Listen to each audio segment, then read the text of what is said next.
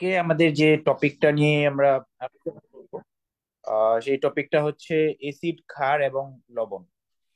তো হচ্ছে আপনারা যারা বিসিএস এর সাথে মানে বিসিএস প্রিলিমিনারি দিবেন 46তম, তারা হচ্ছে আপনারা জানেন যে মার্চে আপনাদের বিসিএস প্রিলিমিনারি হওয়ার একটা সম্ভাবনা আছে।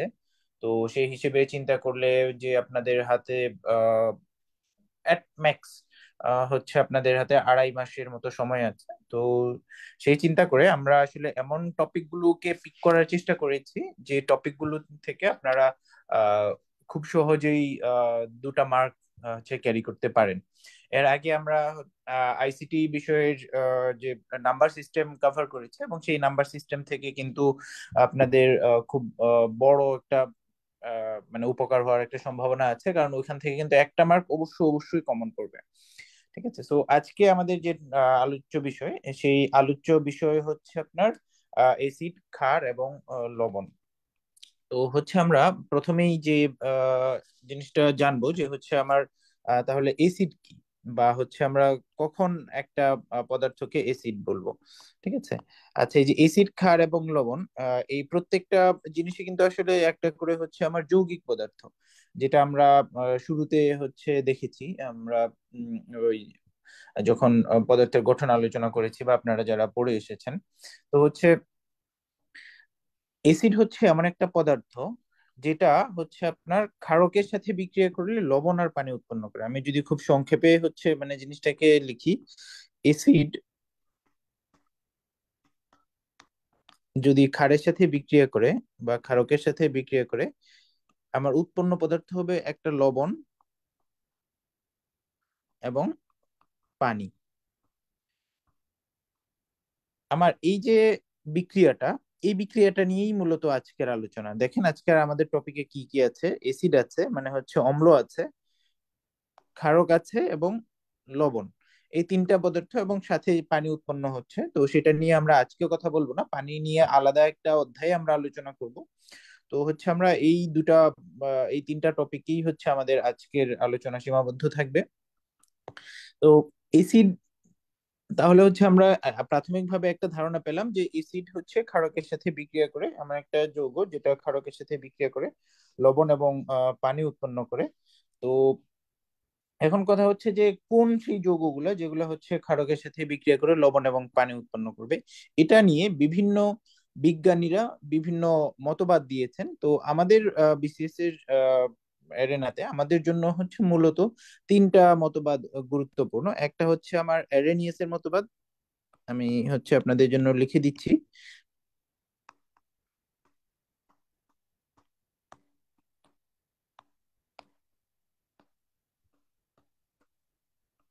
অ্যারেনিয়াসের মতবাদ। তো হচ্ছে অ্যারেনিয়াসের মতবাদ অনুসারে এসিডের সংজ্ঞা হচ্ছে এরকম যে এসিড হচ্ছে একটা হাইড্রোজেন যুক্ত যৌগ। হ্যাঁ, অ্যারেনিয়াস বলেছেন যে এসিড হচ্ছে একটা হাইড্রোজেন যুক্ত যৌগ। এসিড হলো,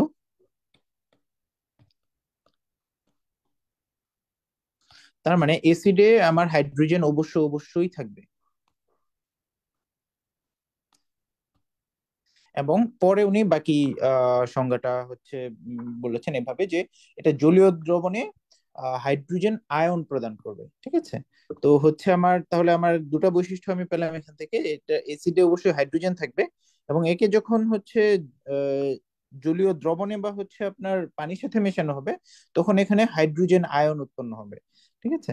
তো হচ্ছে আমার এসিডের আর একটা বৈশিষ্ট্য হচ্ছে জলীয় দ্রবণে হাইড্রোজেন আয়ন মানে কি, এইচ প্লাস আয়ন। এই এইচ প্লাস আয়নটা কি? এইচ প্লাস আয়নটা হচ্ছে আপনার আমরা বলি প্রোটন।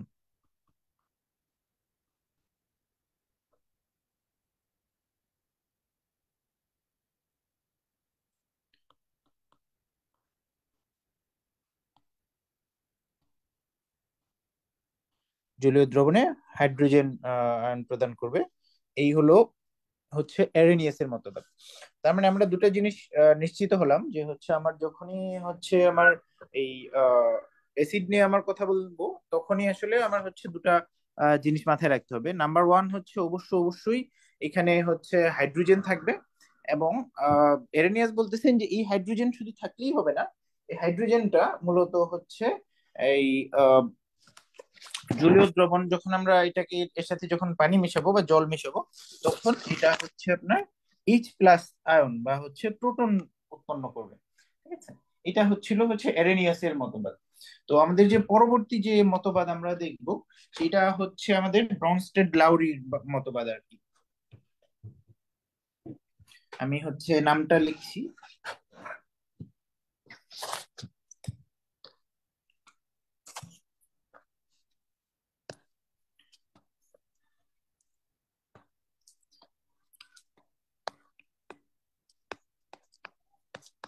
ব্রনস্টেড লাউরির মতবাদ, আপনারা নামগুলো একটু খেয়াল রাখবেন, কারণ এখান থেকেই প্রশ্ন আসে। পরীক্ষার যেহেতু সময় নেই, সে কারণে আমরা জাস্ট একেবারে ক্রিম ইনফরমেশন যেগুলো যেগুলো বারবার আসার মতো, সেই ইনফরমেশন গুলোই আমরা আলোচনা করছি। তো ব্রনস্টেড লাউরির মতবাদটাকে, এটার অন্য একটা নাম আছে যেটা পরীক্ষায় আসার মতো, সেই নামটা হচ্ছে প্রোটনীয় মতবাদ। তাহলে যদি প্রশ্ন আসে যে ব্রনস্টেড লাউরির যে এসিডের মতবাদ, সেই মতবাদের অন্য নাম কি, সেটা হচ্ছে প্রোটনীয় মতবাদ। ঠিক আছে। আচ্ছা, তো এই প্রোটনীয় মতবাদ কি, যে এই ব্রনস্টেড লাউরি বলতেছে যে এসিড অন্য একটা যৌগকে আহ প্রোটন প্রদান করতে পারে। ঠিক আছে, উনি আর পানির ক্ষেত্রে পানির কথা বলেন নাই। সে পানিতে থাকুক বা না থাকুক, অর্থাৎ জলীয় দ্রবণ থাকুক বা না থাকুক, এখানে যেরকম এই যে আপনারা দেখেন যে এখানে যে জলীয় দ্রবণের কথা বলা হয়েছে, এই যে দেখেন জলীয় দ্রবণের কথা বলা হয়েছে, আমি লেজার দিয়ে দেখাচ্ছি, দেখেন আমি লেজার দিয়ে হাইলাইট করেছি। তো এই যে এরেনিয়াসের মতবাদে এরকম যে জলীয় দ্রবণের কথা বলা হয়েছে, এইটা আমার ব্রনস্টেড লাউরির ক্ষেত্রে বলা হয়নি। উনি বরং বলেছেন যে এটা হইতে পারে একটা যৌগও হইতে পারে, অথবা যে কোনো একটা আয়নও হতে পারে, যেটা অন্য যৌগকে কি দিবে, প্রোটন প্রদান করবে।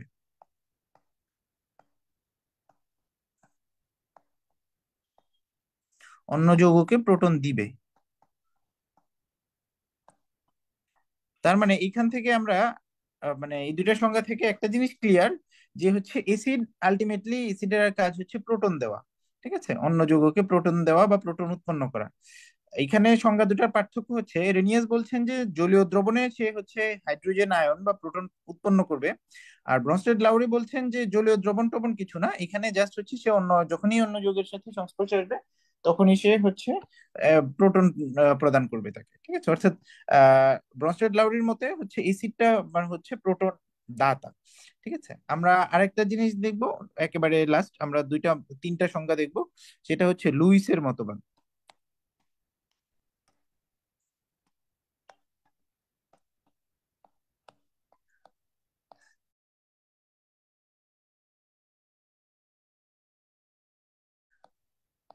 আপনাদের বিসিএস নিয়ে কারো কোনো প্রশ্ন থাকলে কমেন্টে প্রশ্ন করতে পারেন, বা আহ, যে কোনো বিষয়ে আসলে প্রশ্ন করতে পারেন। যদি এগুলো না বুঝে থাকেন, তাহলেও আমরা আবার রিপিট করতে পারবো। আচ্ছা, তো লুইসের মতবাদের আরেকটা নাম আছে, লুইসের মতবাদের নামটা ইলেকট্রনীয় মতবাদ।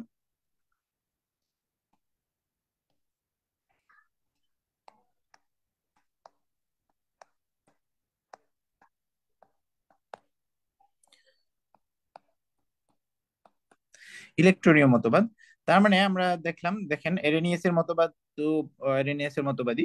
এরপর ব্রনস্টেড লাউরির মতবাদের আরেক নাম প্রোটনীয় মতবাদ। ঠিক আছে, এটা মাথায় রাখতে হবে। আর লুইসের মতবাদের আরেকটা নাম ইলেকট্রনীয় মতবাদ। ঠিক আছে, সো ইলেকট্রনীয় মতবাদ জিনিসটা কি, তো এই ব্রনস্টেড সরি লুইস বলতেছেন যে এসিড হলো একটা যৌগ অথবা আয়ন, সে আগের মতোই সে অন্য পদার্থ থেকে ইলেকট্রন গ্রহণ করে। ঠিক আছে, অন্য পদার্থ থেকে ইলেকট্রন গ্রহণ করে।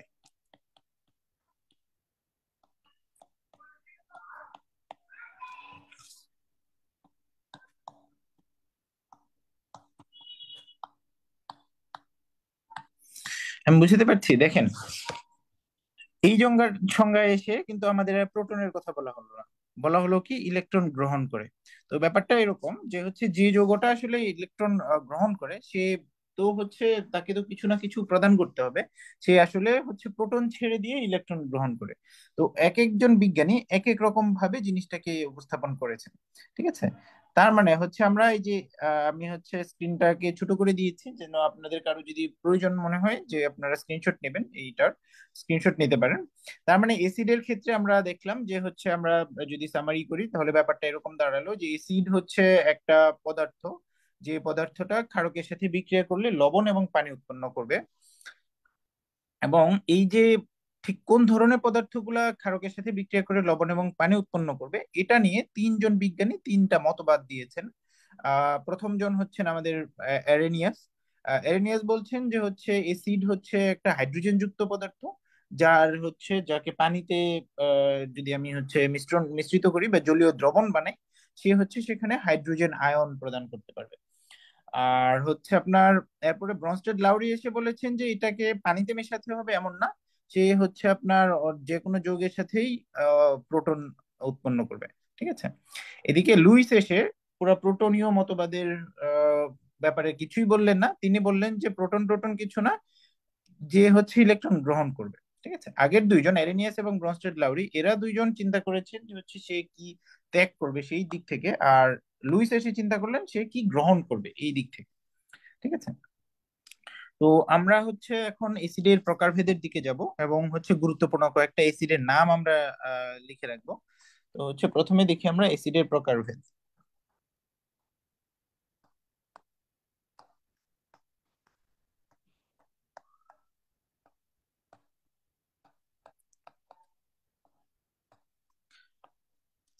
আচ্ছা, এসিডকে আসলে বেশ কয়েকটা দিক থেকে ভাগ করা যেতে পারে।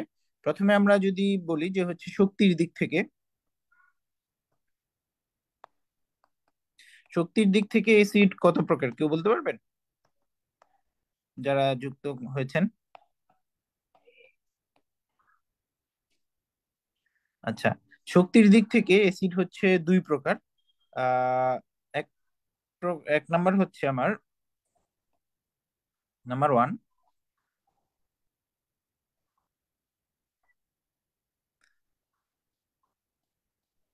একটা হচ্ছে তীব্র এসিড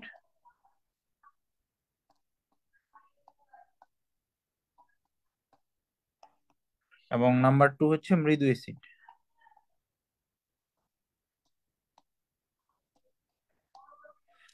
তো হচ্ছে কোনটা তীব্র এসিড বা কোনটা মৃদু এসিড আমরা হচ্ছে এটা এখন দেখবো।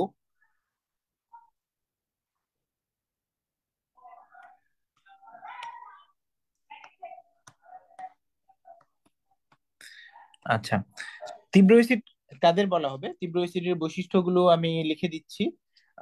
তো হচ্ছে আপনারা দেখেন, এই তীব্র এসিড গুলো জলীয় দ্রবণে সম্পূর্ণ বিয়োজিত হবে। ঠিক আছে।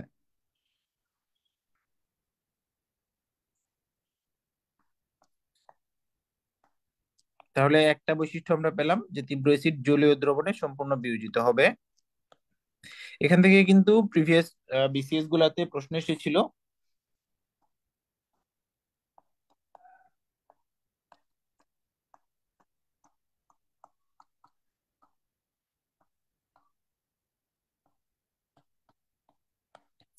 সম্পূর্ণ বিয়োজিত হবে। এবং এর আরেকটা আহ, বৈশিষ্ট্য হচ্ছে এগুলা সাধারণত অজৈব অ্যাসিড বা খনিজ অ্যাসিড। সাধারণত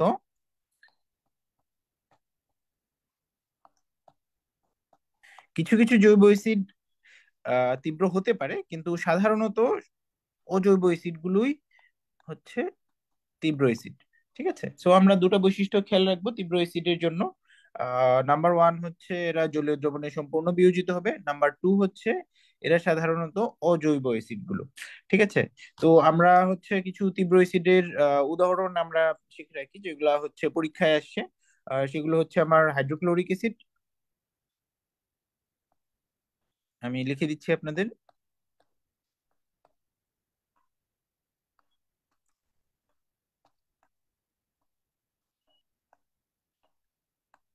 হাইড্রোক্লোরিক অ্যাসিডের যে সংকেত সেটা হচ্ছে HCl। তারপরে হচ্ছে নাইট্রিক অ্যাসিড।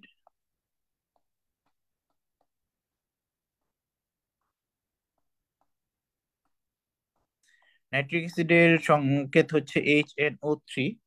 এবং হচ্ছে আমার আরেকটা যদি আমি গুরুত্বপূর্ণ অ্যাসিড বলি হচ্ছে সালফিউরিক অ্যাসিড।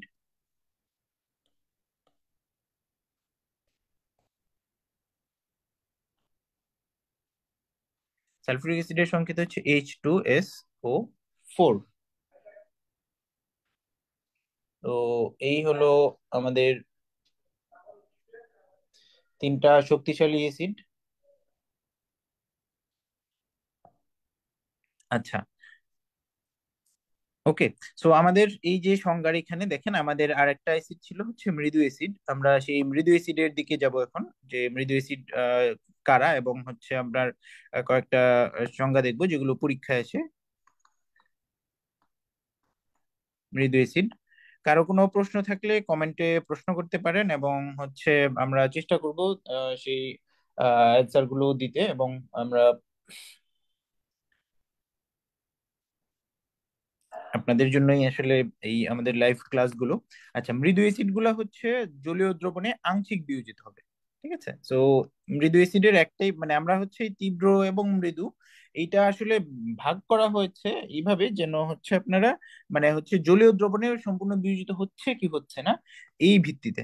ঠিক আছে, তো হচ্ছে আপনার মৃদু অ্যাসিড গুলো জলীয় দ্রবণে আংশিক বিয়োজিত হবে।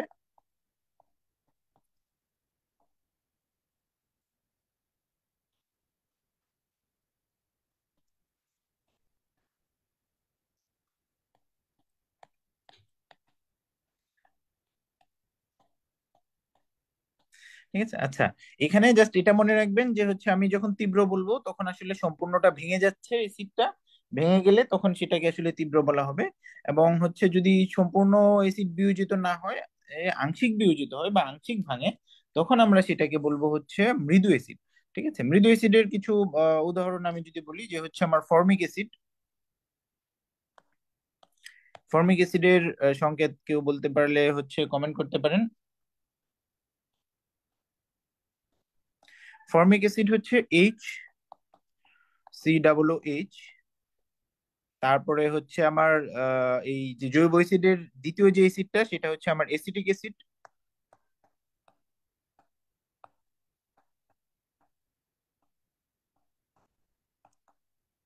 এসিটিক অ্যাসিড তো এটা হচ্ছে CH3COOH। ঠিক আছে, তো এই দুটা হচ্ছে আমার মূলত উম, মানে দুটা বলতে এই সিরিজের আরো যে হচ্ছে আমার অ্যাসিড গুলো আছে সেই সবগুলোই জৈব অ্যাসিডই আসলে হচ্ছে মৃদু অ্যাসিড। তো হচ্ছে সাধারণত হচ্ছে আমরা তাহলে বলতে পারি যে হচ্ছে জৈব অ্যাসিড গুলাই হচ্ছে মৃদু অ্যাসিড সাধারণত।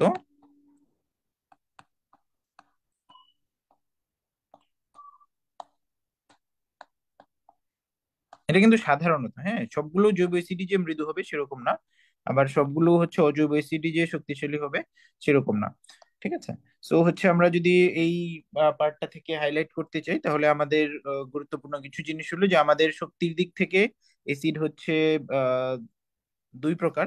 একটা হচ্ছে আমার তীব্র অ্যাসিড এবং অন্য আরেকটি হচ্ছে মৃদু অ্যাসিড। তো এই তীব্র অ্যাসিড কারা? তীব্র অ্যাসিড হচ্ছে যাদের সাথে পানি মিশ্রিত করলে এই সম্পূর্ণ অ্যাসিডটাই হচ্ছে বিয়োজিত হয়ে যায়। এবং বিয়োজিত হয়ে কি হয় তারা বলেন তো, এই যে আমরা উপরে সংজ্ঞায় দেখে আসছি যে অ্যাসিড যখন বিয়োজিত হয় তখন সেখানে আসলে প্রোটন উৎপন্ন করে।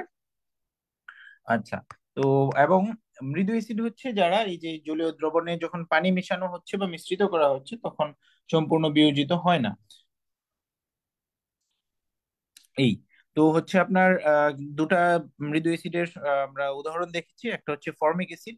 এই ফর্মিক অ্যাসিডটা কোথায় থাকে কে বলতে পারবেন? এটা কিন্তু পিঁপড়ায় থাকে, হ্যাঁ, পিঁপড়া। পরীক্ষা আসার মতো একটা লিস্ট আমরা দিয়ে দিব যে কোথায় কোন অ্যাসিড থাকে। তো হচ্ছে এই এটা গেল মৃদু অ্যাসিড। এরপরে আমরা আর একটা জিনিস দেখবো যে গঠন অনুসারে অ্যাসিড আসলে কত প্রকার। তো গঠন অনুসারে অ্যাসিডকে আমরা দুই ভাগে ভাগ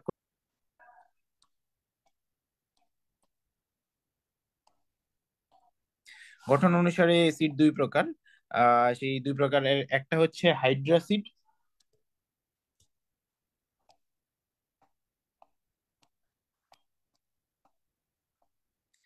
আর আরেকটা হচ্ছে অক্সি অ্যাসিড। আমরা জিনিসটা ব্যাখ্যা করব, এটা একটু জটিল লাগতে পারে আপাতত, কিন্তু আমরা ব্যাখ্যা করলে আশা করি যে জটিলতাটা কেটে যাবে। আচ্ছা, তো হাইড্রাসিড কোনগুলো?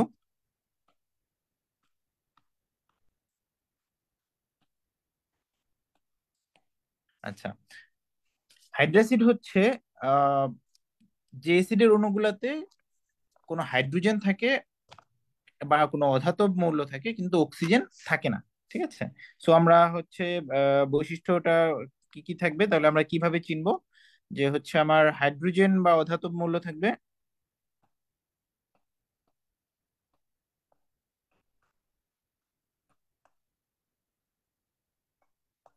হাইড্রোজেনও থাকতে পারে, অন্য কোনো অধাতব মৌল থাকতে পারে। ঠিক আছে, কিন্তু এর এর মাঝে কি থাকবে না বলেন তো? থাকবে না হচ্ছে অক্সিজেন থাকবে না।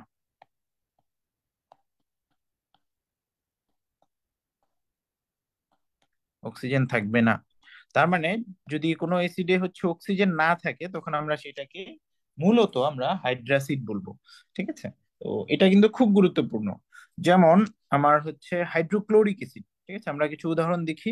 হাইড্রোক্লোরিক অ্যাসিড, হাইড্রোক্লোরিক অ্যাসিডের সংজ্ঞাটা কি?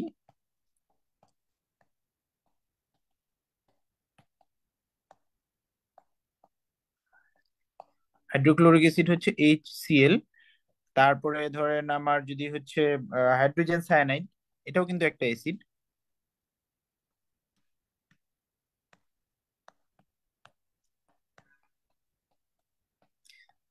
সায়ানাইড যেটা, হাইড্রোজেন সায়ানাইডের সংকেত হচ্ছে HCN।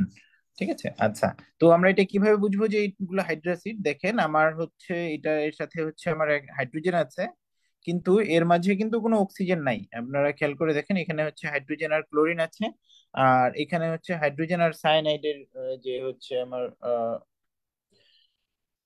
ইয়ে, সেই হচ্ছে সায়ানাইডের ইয়েটা আছে। সো হচ্ছে তার মানে এখানে হচ্ছে আমার এই দুটো হচ্ছে আমার হাইড্রাসিড। ঠিক আছে, আচ্ছা, তাহলে আমি হচ্ছে অক্সি অ্যাসিড কাদের বলবো? অক্সি অ্যাসিড ঠিক এর বিপরীতটা হবে। এখানে অবশ্যই অক্সিজেনের উপস্থিতি থাকবে। হ্যাঁ, আমি হচ্ছে লিখি অক্সি অ্যাসিড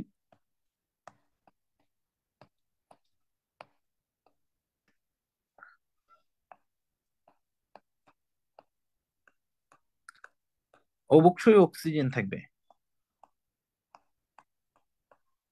সাথে অন্য যাই কিছু থাকুক অক্সিজেন অবশ্যই থাকতে হবে।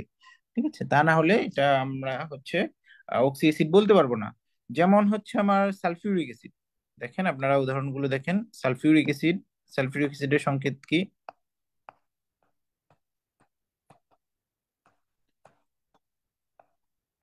সালফিউরিক অ্যাসিড হচ্ছে H2SO4। দেখেন যাই কিছু থাকুক আমার এখানে অক্সিজেন আছে। ঠিক আছে, সো হচ্ছে আমার অক্সিজেন যেহেতু আছে, তাহলে এটা হচ্ছে আমার একটা অক্সি অ্যাসিড। তারপরে যদি আমি আরেকটা উদাহরণ চিন্তা করি, নাইট্রিক অ্যাসিড। নাইট্রিক অ্যাসিডের সংকেত হচ্ছে HNO3। তো এখানে দেখেন আমার হচ্ছে অক্সিজেন O3 আছে। তো তার মানে এখানে কিন্তু হচ্ছে অন্য যাই কিছু থাকুক হচ্ছে আমার অক্সিজেন কিন্তু আছে। তো সুতরাং আমরা বলতে পারি যে এই যে আমি যে উদাহরণ দুটো দিলাম, এই দুটো হচ্ছে আসলে অক্সি অ্যাসিড। ঠিক আছে, এটা গেল হচ্ছে তাদের গঠনের উপর ভিত্তি করে। একটা আমরা প্রথমে চিন্তা করলাম যে হচ্ছে শক্তির দিক থেকে বা হচ্ছে পানিতে দ্রবণীয় কিনা। সেই পানিতে দ্রবণীয়তার ভিত্তিতে হচ্ছে অ্যাসিড দুই প্রকার, তীব্র অ্যাসিড এবং মৃদু অ্যাসিড। পরে আমরা দেখলাম গঠন অনুসারে, গঠন বলতে আসলে এই যে অক্সিজেন মানে আমার যে অ্যাসিডটা চিন্তা করছি সেই অ্যাসিডে আসলে কি কি আছে সেই এলিমেন্ট গুলো নিয়ে হচ্ছে আমরা চিন্তা করেছি যে এলিমেন্ট গুলোর মাঝে যদি হাইড্রোজেন থাকে এবং অক্সিজেন না থাকে তাহলে আমরা বলতেছি হাইড্রাসিড। আর যদি হচ্ছে আমার অক্সিজেন থাকে তাহলে আমরা বলতেছি এটাকে হচ্ছে আমার অক্সি অ্যাসিড। ঠিক আছে, এই পরবর্তীতে আমরা যে ক্লাসিফিকেশনটা দেখবো সেটা হচ্ছে আমার উৎস অনুসারে।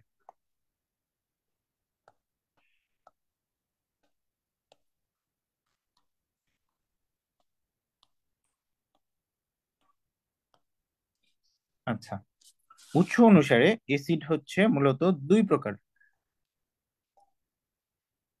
প্রথমত হলো জৈব অ্যাসিড, এবং আরেকটা হচ্ছে অজৈব বা খনিজ অ্যাসিড।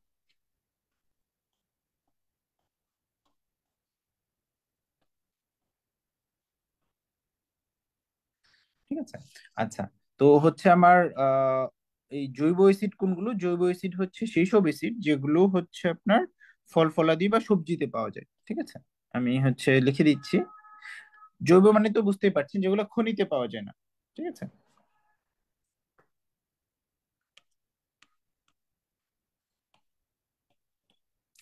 জৈব অ্যাসিড মূলত পাওয়া যায় কোথায়?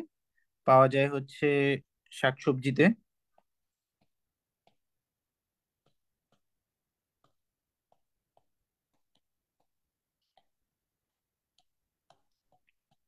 ফলমূলে এবং শাকসবজিতে। ঠিক আছে, উদাহরণ কি কি আছে? ধরেন সাইট্রিক অ্যাসিড, টার্টারিক অ্যাসিড। ঠিক আছে।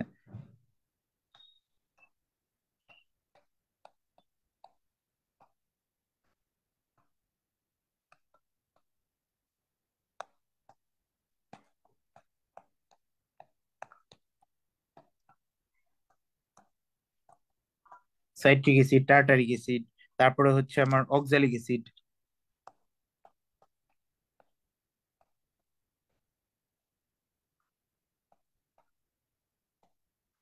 অক্সালিক অ্যাসিড, এরকম আর কি। ঠিক আছে। আর খনিজ অ্যাসিড কোনগুলো? খনিজ অ্যাসিড গুলো হচ্ছে কোনো জৈব পদার্থে পাওয়া যায় না। তো খনিজ অ্যাসিড, খনিজ অ্যাসিড গুলো আমরা হচ্ছে কোথায় পেতে পারি? তাহলে হচ্ছে প্রকৃতিতে পেতে পারি।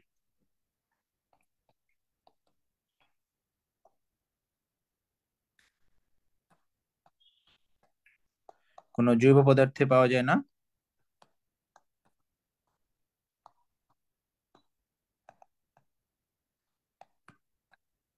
পাওয়া যায় না, কিন্তু কোথায় পাওয়া যায়? হচ্ছে প্রকৃতিতে বা খনিতে।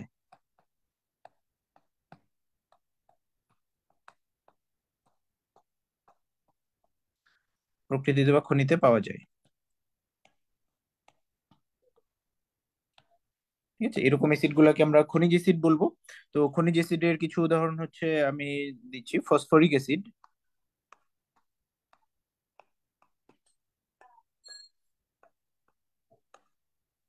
ফসফরিক অ্যাসিড হচ্ছে H3PO4।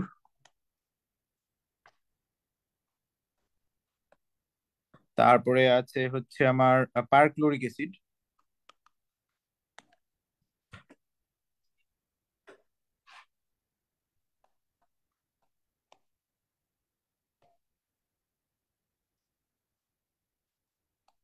পারক্লোরিক অ্যাসিড হচ্ছে আমার HClO4। আপনারা কিন্তু ওই যে আমি যে প্রতীকগুলো লিখে দিচ্ছি, এই প্রতীকগুলো মনে রাখবেন, কারণ এগুলো কিন্তু রিটেনে অনেক বেশি কাজে লাগবে, এবং হচ্ছে তখন আপনারা হচ্ছে মানে এখান থেকে উদাহরণ এবং হচ্ছে অন্যান্য সংজ্ঞা দিতে পারবেন। তো হচ্ছে আমার এই হলো আমার এসিডের প্রকারভেদটা। তো হচ্ছে এসিডের কিছু কমন বৈশিষ্ট্য আছে, যেটা হয়তো আমরা এর পরবর্তী ক্লাসে আলোচনা করব। মানে হচ্ছে সেটা হয়তো বা কাল বা তার পর দিন।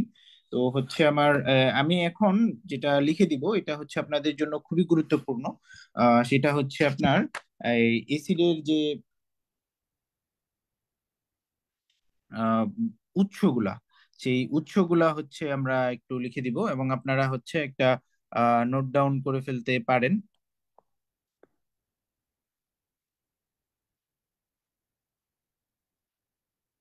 আমরা এক পাশে লিখবো হচ্ছে উৎস। না, এই পাশে বাম পাশে লিখবো হচ্ছে আমার এসিড, কোন এসিড। এবং ডান পাশে লিখবো হচ্ছে উৎস, এবং সেটা কোথায় পাওয়া যায়।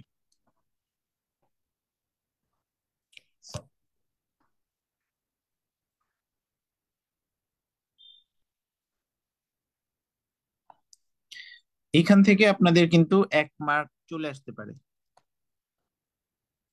ঠিক আছে। সো এই চার্টটা খুবই গুরুত্বপূর্ণ এবং সেই গুরুত্ব দিয়ে পড়বেন। পড়লে হচ্ছে আপনাদের 1 মার্ক কমন পড়ে যেতে পারে। তো সেক্ষেত্রে কিন্তু আপনাদের জন্য হচ্ছে বিশাল একটা, মানে খুব অল্প পরেই হচ্ছে একটা মার্ক তুলে ফেলতে পারেন। আমরা প্রথমে যে অ্যাসিডটার কথা বলবো সেটা হচ্ছে সাইট্রিক অ্যাসিড।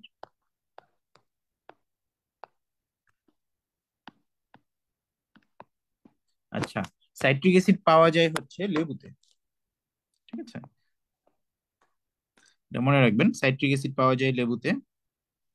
পরবর্তী যে অ্যাসিডটার আমরা করব সেটা হচ্ছে টার্টারিক অ্যাসিড।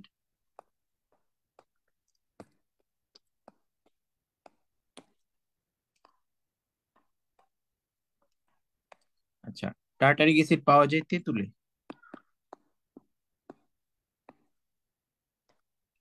এই যে আমি এভাবে মনে রাখতাম, এই যে টি মানে মানে হচ্ছে টার্টারিক টি দিয়ে লিখে, এবং তেঁতুল টি দিয়ে টেটুল, এরকম আর কি ব্যাপারটা। ঠিক আছে। আচ্ছা, তারপরে হচ্ছে আমার মেলিক অ্যাসিড। আপনারা কমেন্ট করে জানান যে হচ্ছে মেলিক অ্যাসিড কোথায় পাওয়া যায়। মেলিক অ্যাসিড পাওয়া যায় হচ্ছে আপেলে। আপেল হচ্ছে মেলিক অ্যাসিডের একটা উৎস, আর একটা উৎস হচ্ছে আনারস। ঠিক আছে। ওকে। সো হচ্ছে আপনার এরপরে আছে হচ্ছে ট্যানিক অ্যাসিড।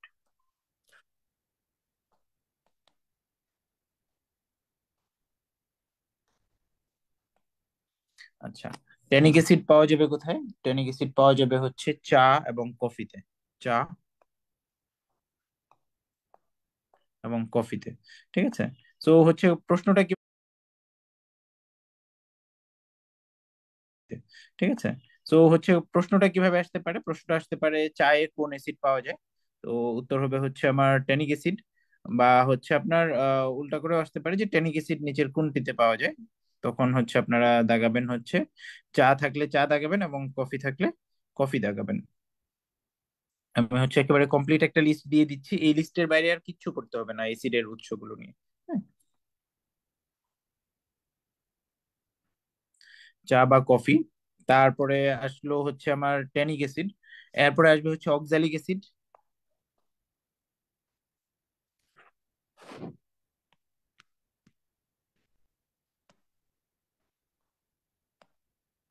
আচ্ছা, তো অক্সালিক অ্যাসিডটা কোথায় পাওয়া যায়? অক্সালিক অ্যাসিড পাওয়া যায় হচ্ছে আমার বাদামে। এবং বাদামে কিন্তু আরেকটা জিনিস পাওয়া যায়, সেটা হচ্ছে আপনার ইউরিক অ্যাসিড। ইউরিক অ্যাসিডের সবচেয়ে বড় উৎস হচ্ছে সরিষার তেল।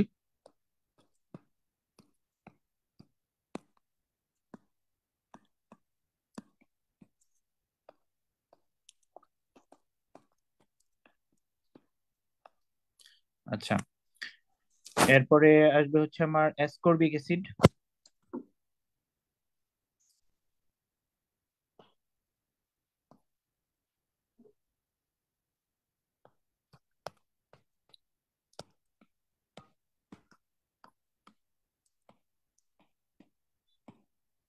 আচ্ছা, অ্যাসকর্বিক অ্যাসিড কোথায় পাওয়া যায়? অ্যাসকর্বিক অ্যাসিড পাওয়া যায় কমলা লেবুতে।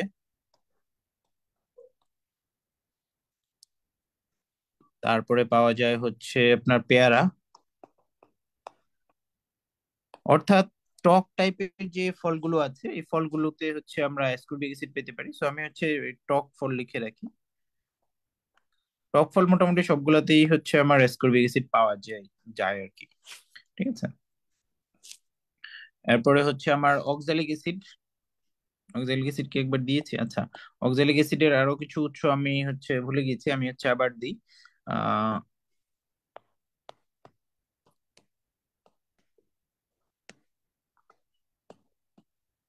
আচ্ছা, তো অক্সালিক অ্যাসিডের আরো উৎস হচ্ছে কামরাঙ্গা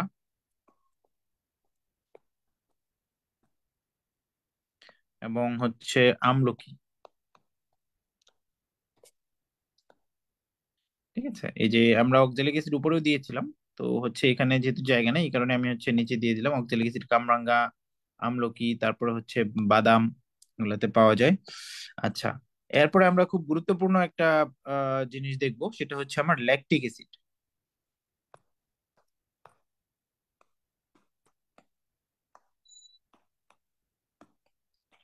আচ্ছা, ল্যাকটিক অ্যাসিড কোথায় পাওয়া যায়?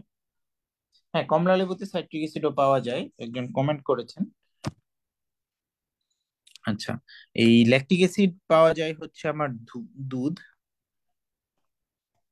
মানে ল্যাকটোজেন সমৃদ্ধ সব খাবারেই হচ্ছে ল্যাকটিক অ্যাসিড পাওয়া যায়। দুধ, মাখন, তারপরে আছে হচ্ছে ঘি, তারপরে আছে হচ্ছে, হ্যাঁ, এই যে রবিন ইসলাম কমেন্ট করেছেন দুধে। হ্যাঁ, দুধ এবং দুধ জাতীয় খাবারে। হ্যাঁ, দুধ, মাখন, ঘি, তারপরে হচ্ছে আরেকটা হচ্ছে বোরহানি, তাই না? দুধ এবং যেসব খাবারে হচ্ছে ল্যাকটোজ আছে সোজা কথায়, সেই সব খাবারেই হচ্ছে আমার আহ ইয়া পাওয়া যায় আর কি, ল্যাকটিক অ্যাসিড পাওয়া যায়, এবং ল্যাকটিক অ্যাসিডটা খুব গুরুত্বপূর্ণ। আচ্ছা, আমরা এবার দেখবো হচ্ছে এসিটিক অ্যাসিড।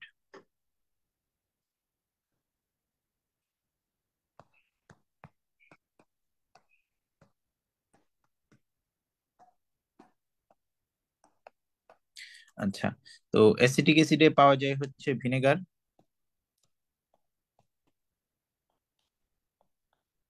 তারপরে আছে পাওয়া যায় হচ্ছে ভিনেগার, সিরকা।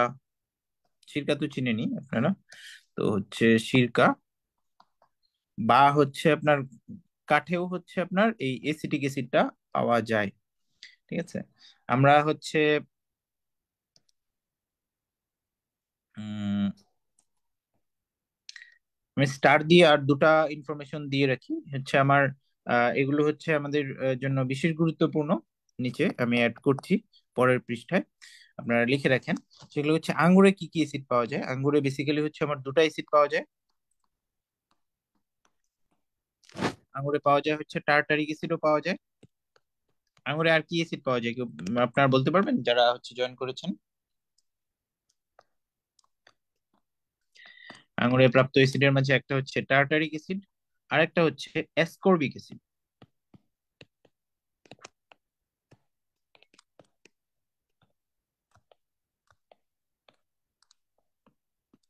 অ্যাসকর্বিক অ্যাসিড, ঠিক আছে। আচ্ছা, তো আর আরেকটা গুরুত্বপূর্ণ, সেটা হচ্ছে আমার টমেটো। আচ্ছা, টমেটোতে পাওয়া যায় মূলত হচ্ছে আপনার ম্যালিক অ্যাসিড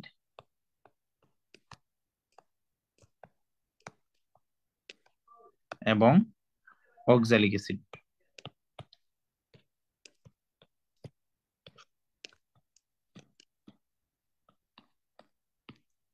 আচ্ছা, তো হচ্ছে আপনারা যারা হচ্ছে লিস্টটা তুলতে মাঝখানে কোনো কিছু মিস করেছেন, আমি পেজটা আবার দেখাচ্ছি। এই যে এটা হচ্ছে আমার লিস্ট, ঠিক আছে।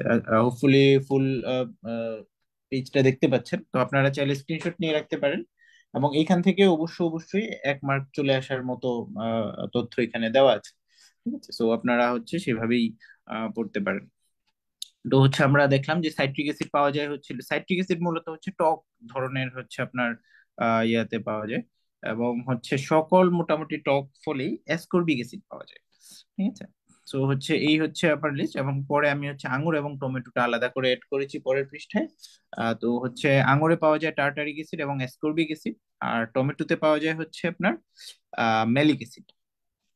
ঠিক আছে, আচ্ছা, তো আমরা আজকে হচ্ছে সর্বশেষ টপিক আজকের ক্লাসের, সেই আজকের ক্লাসের সর্বশেষ টপিক হচ্ছে আমাদের এসিডের বৈশিষ্ট্য। মানে হচ্ছে আমরা তো এসিডের প্রথমে দেখেন আমরা সংজ্ঞা পড়েছি, প্রথমে সংজ্ঞা পড়েছি, প্রকারভেদ পড়েছি। তো হচ্ছে আমরা এইখানেই আহ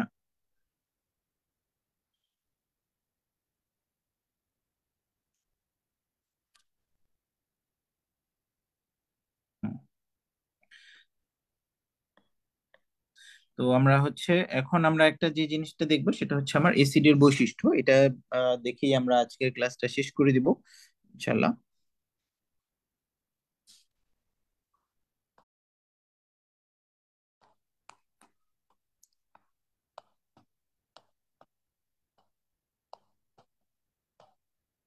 অ্যাসিডের বৈশিষ্ট্য।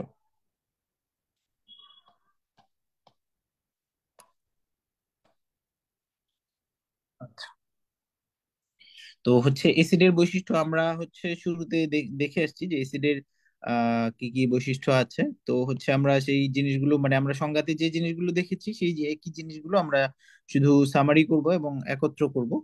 তো হচ্ছে আমরা দেখি, প্রথমত হচ্ছে এসিডে হচ্ছে কি হাইড্রোজেন থাকবে, তাই না? প্রতিস্থাপনীয় হাইড্রোজেন থাকবে। যদি হাইড্রোজেন না থাকে তাহলে তো সে হাইড্রোজেন আয়ন উৎপন্ন করতে পারবে না।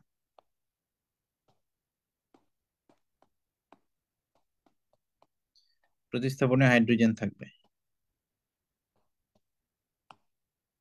তো হচ্ছে এবং আরেকটা বৈশিষ্ট্য যদি আমি বলি তাহলে হচ্ছে এসিড কিন্তু নীল লিটমাসকে লাল করে।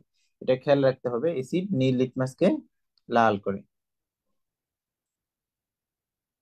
এসিড নীল লিটমাসকে কি করবে?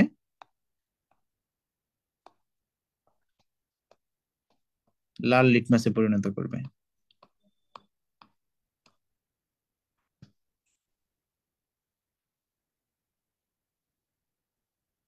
ওকে। তো তারপরে যে বৈশিষ্ট্যটা গুরুত্বপূর্ণ, এসিড আমরা ওই যে শুরুতে যে সংজ্ঞার শুরুতে যে কথাটা আমরা বলেছিলাম এসিডের ক্ষেত্রে, যে হচ্ছে আপনার এসিড যে ক্ষারকের সাথে এসিড প্লাস ক্ষারক মিলে হচ্ছে লবণ এবং পানি উৎপন্ন করবে। তো হচ্ছে আমরা এটাই হচ্ছে আমরা যদি লিখি যে হচ্ছে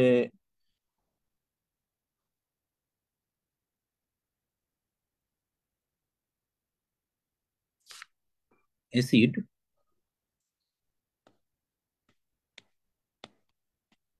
কি করবে? ক্ষারকের সাথে বিক্রিয়ায় লবণ এবং পানি উৎপন্ন করবে।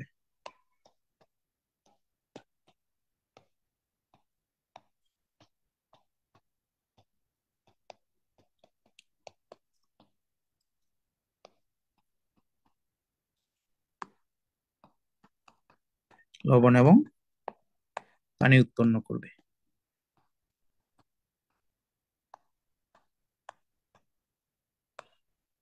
আচ্ছা। আর এসিডের আমরা যে দেখলাম যে আমরা মোটামুটি যে যে ইয়াগুলো দেখলাম এগুলো কিন্তু মোটামুটি টক স্বাদ যুক্ত, তাই না? তো আমরা এটা বলতে পারি যে এসিড টক স্বাদ যুক্ত।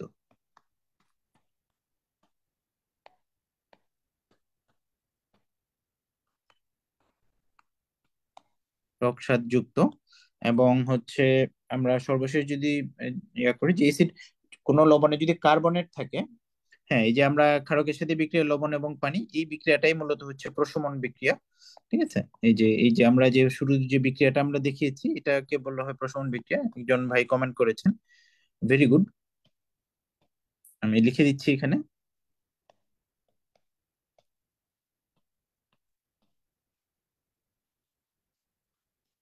প্রশমন বিক্রিয়া। ঠিক আছে? এই যে এসিড এবং ক্ষারের বিক্রিয়ায় যে লবণ এবং পানি উৎপন্ন হচ্ছে এই বিক্রিয়াটাকে বলা হয় প্রশমন বিক্রিয়া। আচ্ছা। আর হচ্ছে আমার সর্বশেষ একটা বৈশিষ্ট্য আমরা বলতে পারি যে এসিড কার্বনেটের সাথে বিক্রিয়ায়,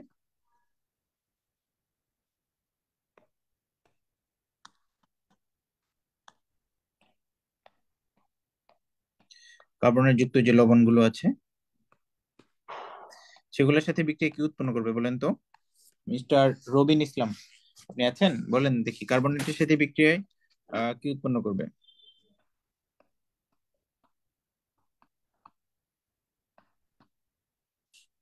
বিক্রিয়ায় কার্বন ডাই অক্সাইড উৎপন্ন করবে।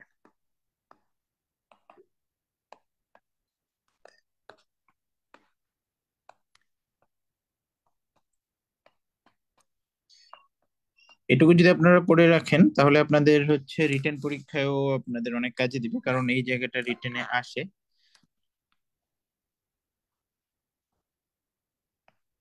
ঠিক আছে? তো আমরা এসিডের মূলত পাঁচটা বৈশিষ্ট্য দেখলাম, খুবই গুরুত্বপূর্ণ পাঁচটা বৈশিষ্ট্য। এসিডে অবশ্যই প্রতিস্থাপনীয় হাইড্রোজেন থাকবে মোস্ট অফ দ্য কেসেস। আচ্ছা। এবং অ্যাসিড নীল লিটমাসকে লাল করবে। ঠিক আছে? নীল লিটমাসকে লাল করবে। এবং পরের যে বৈশিষ্ট্যটা সেটাকে আমরা বলছি হচ্ছে রবিন ইসলাম ভাই মেনশন করেছেন, যেটা প্রশমন বিক্রিয়া। হ্যাঁ, এই যে ক্ষারের সাথে বিক্রিয়া করে যে লবণ এবং পানি উৎপন্ন করে এই বিক্রিয়াটাকে বলা হয় হচ্ছে প্রশমন বিক্রিয়া। ঠিক আছে। তারপরে আমরা একটা স্বাদের বৈশিষ্ট্য পড়েছি, যে অ্যাসিড হচ্ছে সাধারণত টক স্বাদ যুক্ত। এবং সর্বশেষ আমরা যে বৈশিষ্ট্যটা দেখেছি সেইটা হচ্ছে যে অ্যাসিড যে লবণের সাথে যদি কার্বনের যুক্ত থাকে, সেই লবণের সাথে, হ্যাঁ, লবণ, পানি এবং কার্বন ডাই অক্সাইড, রাইট, সেই লবণের সাথে বিক্রিয়া করে হচ্ছে কার্বন ডাই অক্সাইড উৎপন্ন করে। ঠিক আছে। সো হচ্ছে আমরা এই জিনিসগুলোর হচ্ছে বিস্তারিত আমরা আজকে আর আগাবো না। আমরা পরবর্তী ক্লাসে ইনশাল্লাহ আলোচনা করব। এবং নেক্সট ক্লাস হচ্ছে আপনারা পেজে একটু খেয়াল রাখবেন যে ক্লাস কবে হচ্ছে। আহ, তো হচ্ছে ইনশাল্লাহ নেক্সট ক্লাসে দেখা হবে আবার। তো ততদিন ভালো থাকবেন আর সুস্থ থাকবেন, সুন্দর থাকবেন। তো নেক্সট দিন আমরা যেটা নিয়ে আলোচনা শুরু করব, সেই টপিকটা হচ্ছে আমি আজকে বলে দিচ্ছি, যে এসিডের ব্যবহার এবং এসিড বৃষ্টি, এবং হচ্ছে এসিডের কিভাবে, কোন এসিড শক্তিশালী, কোন এসিড হচ্ছে আপনার দুর্বল, এইগুলো হচ্ছে আপনার আহ দিয়ে আলোচনা শুরু করব। তারপরে হচ্ছে আমাদের যে আহ পাকস্থলীতে যে এসিডিটি হয় আমাদের পেটে, ঠিক আছে, বা হচ্ছে আমরা বলি না যে গ্যাস হয়েছে, তো এই জিনিসটা কি, বা হচ্ছে এটা কেন হয়, এটা কিভাবে দূর করা যায়, ঠিক আছে, আমরা এগুলো আলোচনা করে পরবর্তীতে আমরা হচ্ছে ক্ষারকে চলে যাব। ঠিক আছে। এবং সর্বশেষ আর একটা ক্লাসে আমরা হচ্ছে লবণ নিয়ে আলোচনা করব। তো আজকের ক্লাস আমরা এখানেই সমাপ্ত ঘোষণা করছি। আপনারা সুস্থ থাকবেন, ভালো থাকবেন, ইনশাল্লাহ আবার দেখা হবে আপনাদের সাথে। তো সবার জন্য শুভকামনা। আসসালামু আলাইকুম।